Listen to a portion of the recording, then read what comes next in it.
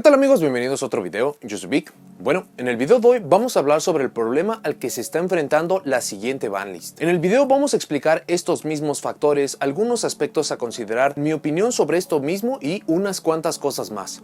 De esto se va a tratar el video, así que vamos allá. Antes de comenzar con el video, vale la pena hacer la aclaración de que esto no va a ser una predicción sobre las cartas que podríamos estar viendo en la lista y que todo lo que estoy a punto de exponer es basado completamente en mi opinión. Para comenzar vamos a recapitular un poco sobre la banlist. Esta es utilizada para poder estar controlando el mismo juego. Se nos entrega unas 3 o 4 veces al año y esta se utiliza para poder estar controlando el formato, sea que hayan aparecido algunos problemas o que hayan aparecido interacciones que podrían llegar a ser muy problemáticas, como por ejemplo FTKs o interacciones degeneradas, como lo podrían llegar a ser hand loops. También se utiliza para poder golpear los decks más competitivos para que puedan aparecer nuevas estrategias en el futuro. También se utiliza para poder estar limpiando algunas estrategias que llevan muchísimo tiempo, también precisamente para poder hacer lugar a nuevas estrategias, y por último se utiliza para poder impulsar la venta de producto en el futuro. La última banlist que recibimos fue una muy interesante y esto se combinó por el formato que teníamos, sumado aquí vamos a tener el cambio de reglas. Tuvimos movimientos muy importantes, como por ejemplo muchos jugadores estaban esperando que Spiral fuera muy dominante durante mucho tiempo y el golpe a Master Plan fue muy sorpresivo. Por la parte Lunalight Tiger era un movimiento que sabíamos que se tenía que dar eventualmente, pero no esperábamos que sucediera tan pronto, y también por el cambio de reglas vimos algunos golpes como por ejemplo a Trishula, TG Hyper Librarian, Instant Fusion y algunas cartas que hacían que esto mismo se pudiera llegar a salir de control. Asimismo, y como lo comenté en el análisis de la banlist anterior, me dio la impresión de que hubo cartas que hicieron falta. Por ejemplo, Superpolimerización es una carta que durante el último año tuvo muchísima relevancia. Para este formato está cerca de ser inútil, pero en cuanto cambien los decks más populares o en cuanto aparezca un blanco viable, esta carta va a volver a los reflectores y va a volver al deseo de muchos jugadores de que esta vuelva a la lista. Todos estos aspectos los analizo y los menciono a fondo en el análisis precisamente de la lista anterior, que si por alguna razón no lo han visto, les recomendaría que le echen un vistazo, porque muchos de los puntos que empecé allí los voy a estar retomando y que voy a estar contemplando precisamente para poder explicar toda esta problemática. La siguiente lista se nos dijo que no debía de ser entregada antes del 1 de junio, lo cual en su momento parecía como algo muy extraño, pero debido a cómo se ha desarrollado el formato, podría llegar a ser algo que vayamos a agradecer mucho. Todo el formato hubiera avanzado de forma normal y habitual de no haber sido por la situación mundial reciente, que con esto mismo no hemos tenido ningún torneo, o al menos no hemos tenido torneos oficiales por parte de Konami. Oficialmente no hemos tenido torneos en algo así como 2 meses. Incluso el YCS 225 que iba a ser festejado en Brasil se tuvo que cancelar. No sabemos cómo está luciendo el meta, y para esto ya tuvimos varios lanzamientos de productos. Ya tuvimos el lanzamiento de Duel Overload, de Secret Slayers, del reestructurado de los Machina, Eternity Code, e idealmente no sabemos cómo podría estar luciendo el meta considerando con tantas cartas que han sido impresas y que no se pudo probar mucho el formato considerando la cantidad de tiempo que tuvimos antes de que todos los torneos fueran cancelados. Por ende, el formato tendría que estar abierto por completo. No tenemos idea de cuál podría llegar a ser el mejor deck considerando todos estos factores, pero es aquí donde entra este factor que va a hacer que esta lista sea tan problemática. Esto es en la forma de los torneos en línea. No vamos a hablar a fondo sobre todos los factores que están conllevando los torneos en línea, porque es un tema tan vasto y tan rico que vale la pena estarlo explorando en un video por separado. Por ahora solamente voy a mencionar algunos de los factores que me parece que son los más importantes que nos están dando estos mismos torneos y que van a provocar que la siguiente lista vaya a ser muy importante, incluso mucho más importante que en otras ocasiones. Los torneos en línea, como cualquier otro aspecto que nos ofrece este mismo juego, tiene muchísimos pros y muchos contras. Uno de tantos factores que nos entregan los torneos en línea es que prácticamente este meta ya está resuelto. Desde hace prácticamente un mes